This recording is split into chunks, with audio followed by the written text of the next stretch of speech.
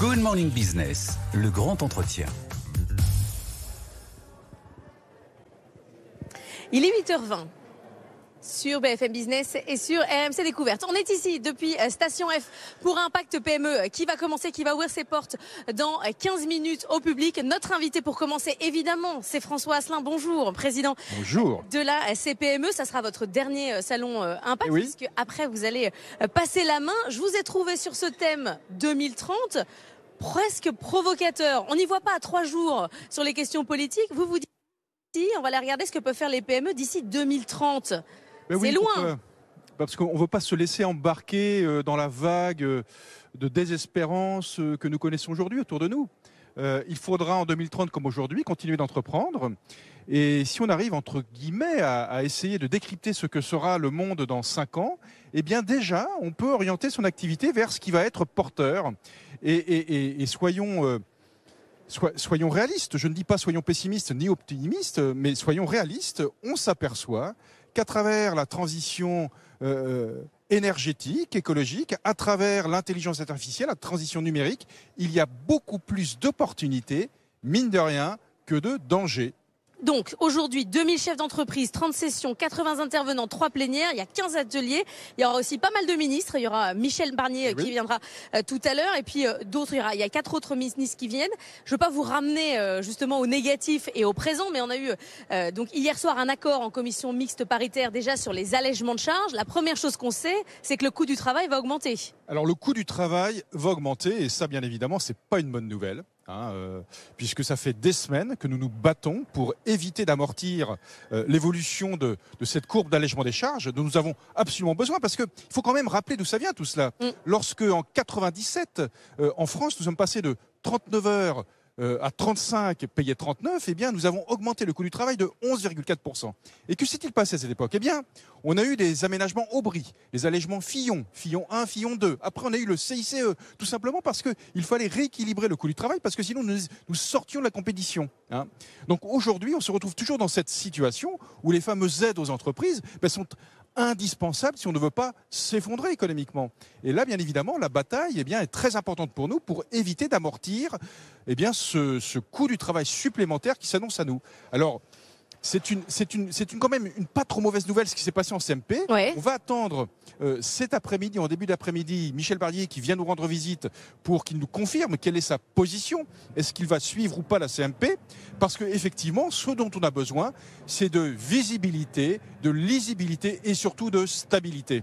14h50, Michel Barnier qui sera on l'écoutera bien sûr sur BFM Business. Il y a la question du coût du travail, il y a la question de l'énergie aussi qui est fondamentale. Sur les questions de taxes sur l'électricité, qu'est-ce que vous dites ? Il faut faire très très très attention à la compétitivité des entreprises sur ce point. L'industrie, c'est l'énergie. C'est-à-dire que si vous voulez avoir une politique industrielle porteuse d'avenir, il vous faut une énergie en quantité et compétitive.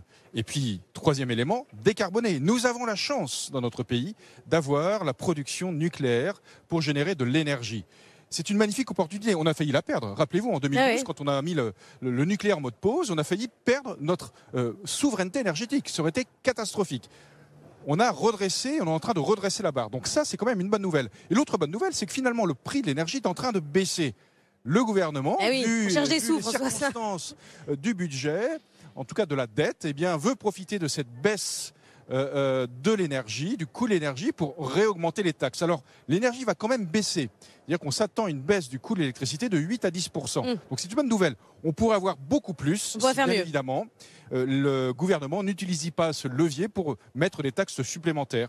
Reste quand même un sujet. Ce sont les entreprises qui, elles, ont signé des contrats à un moment où l'énergie était très chère. Elles sont toujours engagées sur ces contrats. Et donc, nous, ce que nous demandons à la CPME, c'est de négocier avec l'appui de l'État entre les énergéticiens et ces entreprises pour faire en sorte qu'elles puissent amortir leur coût de l'énergie. Vous estimez que les entreprises qui ont comme ça des contrats, des mauvais contrats, si je puis dire, il y en a combien en France qui payent trop cher par rapport encore au prix actuel ? Alors, elles ne sont pas si nombreuses que cela.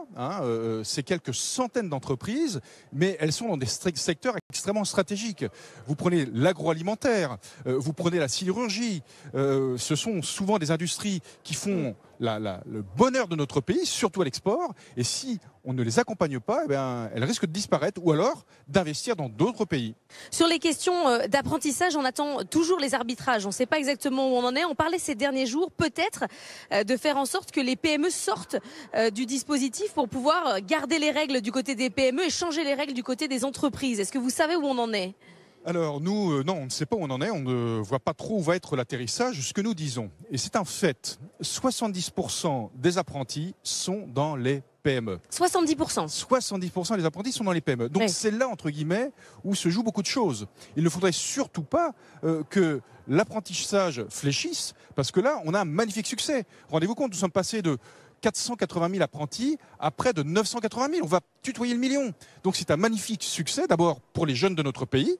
Vaut mieux qu'ils soient en entreprise plutôt que sans travail. Et puis en plus, c'est vraiment, entre guillemets, le chemin du succès. C'est-à-dire que lorsqu'on sort d'alternance, généralement, on a un emploi, on est employable directement. Donc se joue beaucoup de choses. Et nous, ce que nous demandons, c'est surtout de préserver les PME du fait qu'on risque d'avoir un accompagnement de 6 000 € qui passe à 4 500 €.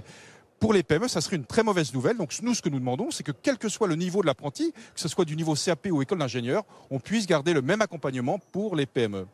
Sur les questions d'emploi, vous avez dit récemment sur RMC, 250 000 emplois menacés dans des entreprises qui sont en difficulté. C'est ça. La CGT dit il y a 200 000 emplois. On n'est pas loin, Oui. vous êtes d'accord en fait, finalement, Oui. ce qui est déjà un bon point pour des négociations futures. Ça représente quoi ce tissu? C'est des emplois qui sont menacés de quel niveau? Ce qu'il faut bien comprendre, c'est que souvent, les grandes entreprises, lorsqu'elles ferment une usine, on a vu avec Michelin, bien évidemment c'est très regrettable, c'est très triste, ça fait la une des journaux. Mais le plus grand plan social, il se passe dans les PME, dans les TPE. Pourquoi ? Parce que là, ce sont des emplois qui ne sont pas remplacés lorsqu'il y a un départ, ce sont des ruptures conventionnelles, ce sont des licenciements économiques avec peu d'effectifs, moins de 10 personnes, mais quand vous rajoutez tout cela, ça fait beaucoup d'emplois. Et puis la grande différence entre un grand groupe, qui est un champion du monde, et une PME, c'est que lorsque Michelin ferme une usine, c'est très triste, mais une autre usine va continuer à tourner. Lorsqu'une PME disparaît, c'est la vie économique sur un territoire qui disparaît. Voilà. Et donc là, effectivement, il faut faire très attention. Il faut préserver le tissu des PME. Il y a effectivement dans notre pays aujourd'hui environ 250 000 salariés qui sont dans une entreprise qui est en difficulté. Ça ne veut pas dire qu'elles vont toutes fermer la porte, mais ça veut dire que c'est fragile. Qu'est-ce que vous dites aujourd'hui aux politiques? Parce qu'on comprend bien que dans ce budget 2025, ficelé tel qu'il est, même à l'origine, il y a des choses qui vont aggraver le coût du travail ou qui vont être plus difficiles pour les PME. Mais qu'est-ce que vous dites? Allez-y, de toute manière, c'est pire si on n'en a pas. C'est quoi votre position? Ce qui est très compliqué pour nous, c'est que quelque part, on nous demande, si je puis dire, de choisir notre punition. On sait que la fiscalité, qui est déjà la plus élevée d'Europe, va continuer à augmenter sur les entreprises. On sait que le coût du travail, où nous avons déjà beaucoup de problèmes de compétitivité, va augmenter, j'espère le plus légèrement possible, pour les entreprises. Mais ne pas avoir de budget, qu'est-ce que ça veut dire?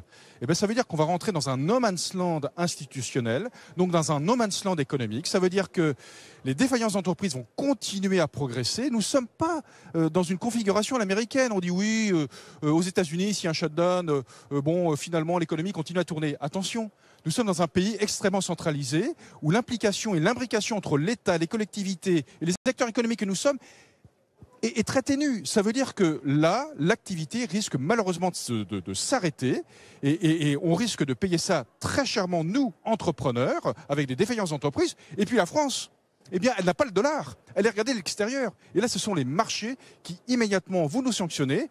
Hier, la France commence à emprunter à un taux plus élevé que celui de la Grèce. Absolument. Donc vous êtes plutôt sur la version tempête, quand même. Il faut absolument que le budget soit voté, même si nous sommes entièrement d'accord, il est perfectible. Mais nous avons besoin de stabilité et de visibilité. Merci beaucoup François Asselin. Est-ce que vous savez qui va prendre votre suite à partir du 21 janvier ? Vous avez 3 magnifiques candidats, 3 entrepreneurs, des gens qui se sont réalisés tout seuls, qui ont fait un chemin entrepreneurial extraordinaire. Et d'ailleurs, c'est pas terminé pour eux. Vous aurez certainement à ma suite un excellent président de la CPME.